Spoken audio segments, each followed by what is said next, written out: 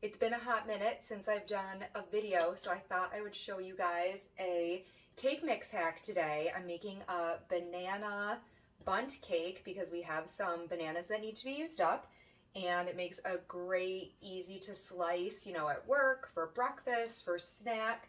So the first thing we're gonna do is butter and flour a bundt pan. You can use nonstick spray and flour. And then I was also reading about if you don't want the white spots on the cake, which I usually don't have a problem with that when I unmold it, you can also use butter and sugar for a nonstick effect. But I'm going to do my traditional butter and flour today. And with a bundt pan, it's really important that you get into the crevices. So I've got a pretty fancy bundt pan. It's Nordic ware, I'm pretty sure. Yes, and I do love their stuff. So see how it's got some skinny ridges? I'm really getting into those ridges. Hi, babe. Especially around the tube part. You can also make this in a tube pan, which has smooth sides, and that would be a little bit easier to release. But I found with this Nordic ware especially, and my Pampered Chef muffin pan, the nonstick coating on it is so good that I haven't had any issues. But I'm being extra careful with my bundt pan today.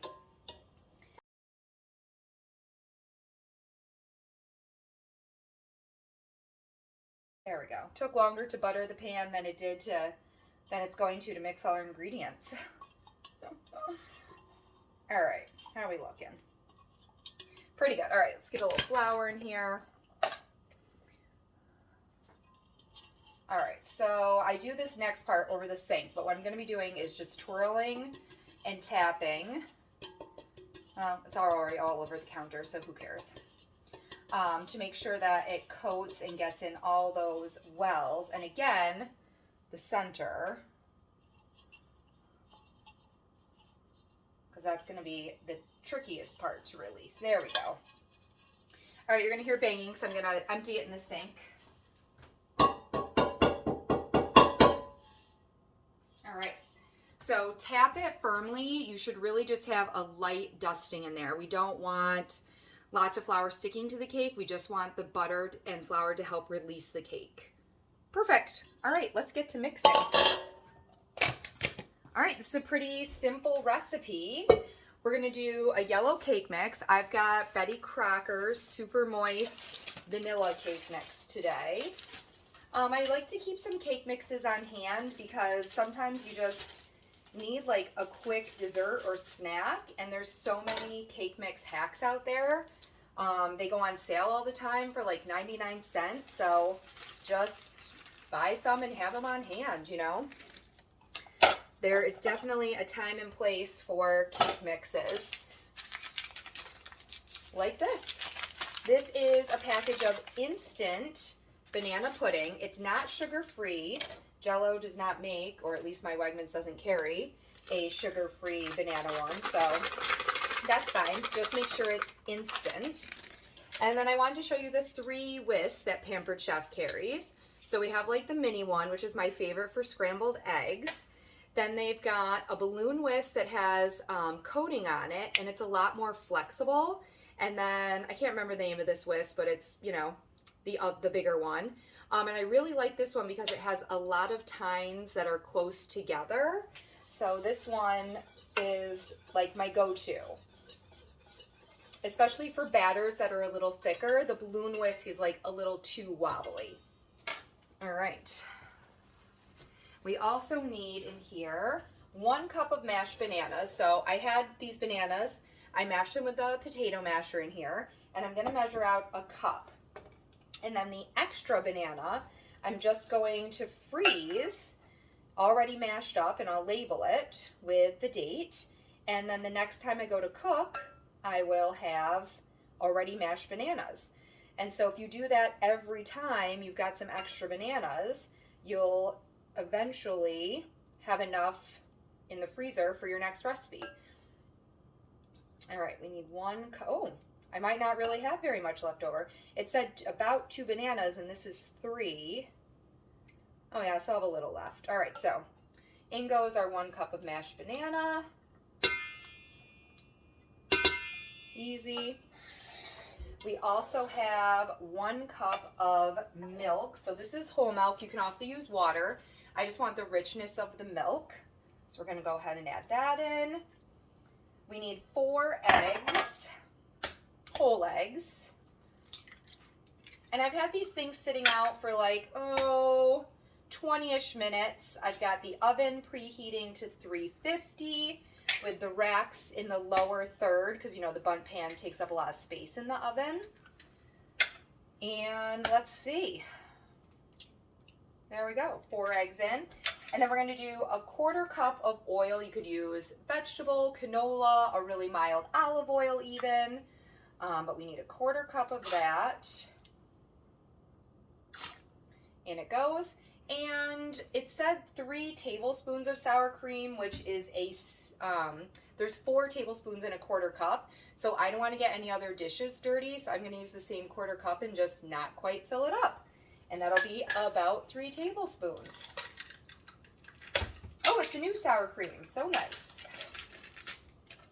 So this little teeny tiny, the mini spatula, the mini skinny scraper is so handy for this. So like I said, just not quite a full, so there we go. Little space on the side, not full to the top. I'm sure that's about 3 tablespoons.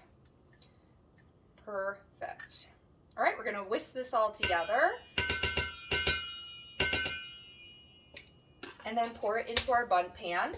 And it's gonna bake for about 35 to 45 minutes. It just depends on your oven and how well your Bundt pan transfers heat.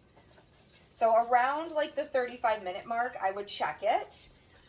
Use a cake tester or a toothpick or a wooden skewer and insert it into the middle of the ring and see if it comes out with any moisture sticking to it. And if it does, just go for, another few minutes until it is thoroughly cooked and golden and puffy on top. I don't even think this is going to need a frosting because it's going to be like rich and moist. But if you did want to do a frosting on it, I would think like a cream cheese, like a thick drizzle that you could go back and forth around the ring would be delicious. If you don't put a frosting on it, you could store it at room temperature in a covered container. If you put cream cheese frosting on it, I would probably put it in the refrigerator if you don't eat it all in one day, that is. All right, we'll get that out of the way and use our classic scraper to fill our Bundt. Oh, it does smell really good. I can smell a lot of banana, which is good. And this cake is going to be so moist, not only from the cake mix being that, but adding pudding mix is its own cake mix hack to make your cake mixes just like more, I don't want to keep using the word moist, not because it's a gross word, but like the texture is just delicious when you use the pudding hack. All right, that's pretty good. Just gonna level this out, and like I said, pop it in a 350-degree oven for 35 to 45 minutes. I'll let you know exactly how long mine took. Okay, this is 38 minutes. Oh, and already you can tell it's not cooked. See how right here it's not puffed, and that is still raw batter. So I'm gonna do like a full 5 more minutes. It's been 5 more minutes and much more puffed, but you can see how it's still wet looking. So I'm gonna do another, I think another 3 to 5 minutes. 5 more minutes have gone by, and look at that puffed golden. Oh, I'm feeling it. It's bouncing back. Let me grab a toothpick just to double check. Oh, it's not focusing, but there's just some moist crumbs on there. I'm very happy with this. I'm pulling it out of the oven. I'm going to let it sit on this wire rack for probably 5 to 10 minutes. It will carry over cook just a little bit, and it's going to cool off enough that when I flip it over and unmold it, it's not going to fall apart. It's cooled for a while now. Moment of truth. We're gonna flip it out after we do some releasing. This is the cake releasing tool, and I love this curved silicone part. Go around, make sure you get into each well, and just loosen the cake from the pan. In the larger wells, I do like 2. The reason I like this releaser so much is that it is some sort of plasticky material, so it's not going to scratch your beautiful non-stick pans.